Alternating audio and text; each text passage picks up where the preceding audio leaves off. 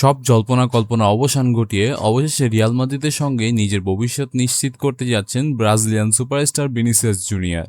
গত কয়েক মাস ধরে তাকে ঘিরে নানা গুঞ্জন থাকলেও এখন সবকিছু বলছে ভিনিসিয়াস থাকছেন সান্তিয়াগো বার্নাব্যুতেই। ফুটবল বিশ্বের সবচেয়ে নির্ভরযোগ্য ট্রান্সফার সাংবাদিক একজন ফাব্রিজো রোমানো জানিয়েছে, রিয়াল মাদ্রিদ এবং ভিনিসিয়াসের প্রতিনিধির মধ্যে নতুন চুক্তির মধ্যেই ইতিমধ্যে মৌখিক সমঝোতা হয়েছে। এখন বাকি রয়েছে শুধু আনুষ্ঠানিক ঘোষণা।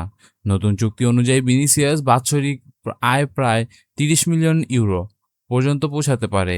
এতে থাকতে মূল বেতন, পারফরম্যান্স বোনাস এবং বিভিন্ন অতিরিক্ত সুবিধা। অর্থাৎ রিয়াল মাদ্রিদ স্পষ্টভাবে বুঝিয়ে দিয়েছে যে ভবিষ্যতের প্রকল্পে ভিনিসিয়াসই অন্যতম প্রধান মুখ। এদিকে সাম্প্রতিক সময় ইংলিশ জায়ান্ট আর্সেনাল এফসি ভিনিসিয়াসকে দলে বেরানোর সম্ভাবনা নিয়ে আলোচনা চলছিল।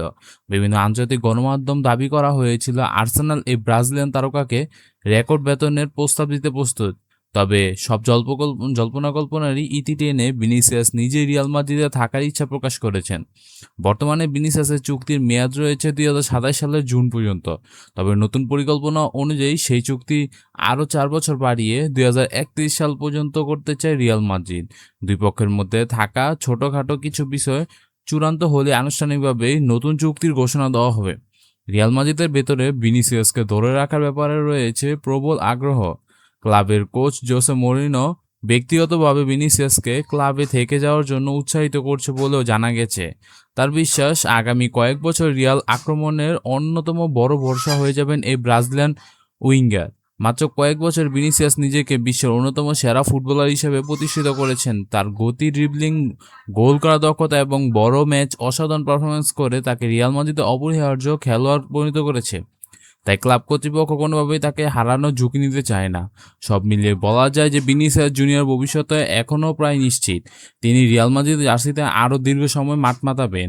অনুষ্ঠান ঘোষণার পর এটি হবে সাম্প্রতিক সময় সবচেয়ে গুরুত্বপূর্ণ চুক্তিগুলোর একটি। আপনার কি মনে হয় ভিনিসিয়াস জুনিয়র কি আগামী কয়েক বছর বিশ্বের সেরা ফুটবলার হওয়ার দৌড়ে এগিয়ে থাকবেন, নাকি অন্য কোনো তারকা তাকে ছাড়িয়ে যাবেন? আপনার মতামত কমেন্টে জানাতে ভুলবেন না। বন্ধুরা, এই বিষয় নিয়ে আপনাদের মতামত কি তা অবশ্যই জানাতে ভুলবেন না।